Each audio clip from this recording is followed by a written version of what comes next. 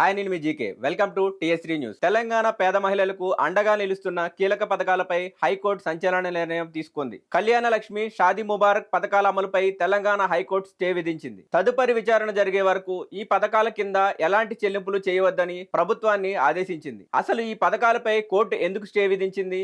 లబ్ధిదారుల పరిస్థితి ఏంటి? పూర్తి వివరాలు ఇప్పుడు చూద్దాం. తెలంగాణ కళ్యాణ లక్ష్మి, షాదీ ముబారక్ పథకాల లబ్ధిదారులకు భారీ షాక్ తగిలింది. ఈ రెండు పథకాలకు చట్టబద్ధత లేదంటూ దాఖలైన పిటిషన్ పై విచారణ జరిపిన హైకోర్టు మధ్యంతర ఉత్తర్వులు జారీ చేసింది. ఈ పథకాలకు శాసనసభలో ఎలాంటి చట్టబద్ధత కల్పించకుండా కేవలం ప్రభుత్వ ఉత్తర్వుల ఆధారంగా వేల కోట్ల రూపాయల ప్రజాధనాన్ని ఖర్చు చేయడం రాజ్యాంగ విరుద్ధమంటూ న్యాయవాది విజయ్ గోపాల్ హైకోర్టును ఆశ్రయించారు. ఈ పిటిషన్ పై జస్టిస్ ఎన్వి శ్రవణ్ కుమార్ ఆధ్వర్యంలోని ధర్మశాస్త్ర విచారణ చేపట్టింది. విచారణ సందర్భంగా పిటిషనర్ తరపున న్యాయవాది ఎలాంటి చట్టపరమైన ఆమోదం లేకుండా జీవోల ద్వారా రూపొందించిన పథకాలకు ప్రభుత్వ నిధులు ఖర్చు చేయడం చెల్లదని వాదించారు. అంతేకాదు ఈ వ్యవహారంపై గతంలో కౌంటర్ అఫిడవిట్ దాఖలు చేయాలని కోర్టు ఆదేశించినప్పటికీ ప్రభుత్వం స్పందించలేదని పిటిషనర్ తరపున న్యాయవాది కోర్టు దృష్టికి తీసుకువెళ్లారు. ఈ వాదనలను పరిశీలించిన ధర్మాసనం కళ్యాణ లక్ష్మి, షాదీ ముబారక్ పథకాల అమలుపై మధ్యంతర స్టే విధించింది. తదుపరి విచారణ వరకు ఈ పథకాల కింద ఎలాంటి చెల్లింపులు చేయవద్దని స్పష్టం చేసింది. తదుపరి విచారణను 4 వారాల వరకు వాయిదా వేసింది. సెప్టెంబర్ 9న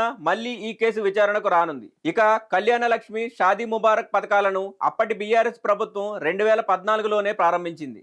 ఎస్సీ, ఎస్టీ, మైనారిటీ వర్గాలకు చెందిన పేద కుటుంబాల యువతలకు వివాహ సమయంలో ఆర్థిక సహాయం అందించడమే ఈ పథకాల ప్రధాన ఉద్దేశం. తర్వాత ఈ పథకాల పరిధిని బీసీ, ఈబీసీ వర్గాలకు కూడా విస్తరించారు. ప్రస్తుతం అర్హులైన ప్రతి యువతికి 1,116 ఆర్థిక సహాయం అందుతోంది. వధువుకు తప్పనిసరిగా 18 ఏళ్లు నిండి ఉండాలనే నిబంధన ద్వారా బాల్య వివాహాలను తగ్గించేందుకు కూడా ఈ పథకాలు ఉపయోగపడతాయని అప్పటి బీఆర్ఎస్ ప్రభుత్వం పేర్కొంది. అయితే ఇప్పుడు ఈ పథకాల చట్టబద్ధతపైనే న్యాయపరమైన ప్రశ్నలు తలెత్తుతున్నాయి. పథకాల అమలుకు ఎలాంటి ప్రత్యేక చట్టపరమైన నిబంధనలు లేవని పిటిషనర్ తరపున న్యాయవాది కోర్టుకు తెలిపారు. ఆదాయ పరిమితులు, అర్హత ప్రమాణాల వంటి అంశాలను ఏ ప్రాతిపదికన నిర్ణయించారనే దానిపై స్పష్టత లేదని వాదించారు. ఇలాంటి పరిస్థితుల్లో భారీ మొత్తంలో ప్రజాధనాన్ని ఖర్చు చేయడం రాజ్యాంగ విరుద్ధమని పేర్కొన్నారు. దీంతో హైకోర్టు తీసుకున్న ఈ మధ్యంతర నిర్ణయం ఇప్పుడు తెలంగాణలో తీవ్ర చర్చకు దారితీసింది. ఇప్పటికే కళ్యాణ లక్ష్మి, షాదీ ముబారక్ కోసం దరఖాస్తు చేసుకున్న లబ్ధిదారుల్లో ఆందోళన మొదలైంది. సెప్టెంబర్ 9న జరిగే తదుపరి విచారణలో కోర్టు ఈ అంశంపై మరింత స్పష్టత ఇవ్వనుంది. అప్పటి వరకు ఈ రెండు పథకాల కింద చెల్లింపులు నిలిచిపోనున్నాయి. మరి తదుపరి విచారణలో హైకోర్టు ఎలాంటి నిర్ణయం తీసుకుంటుందనేది ఇప్పుడు ఆసక్తికరంగా మారింది.